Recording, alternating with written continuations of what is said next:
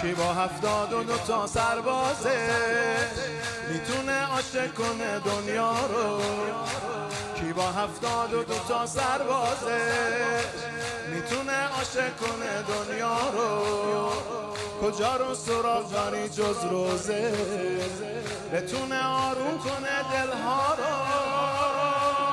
نقطه اشتراکمون امام حسینه،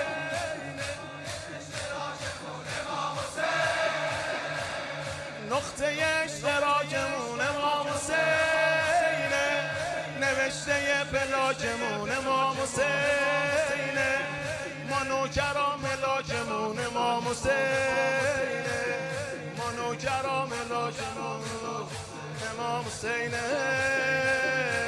ابی عبده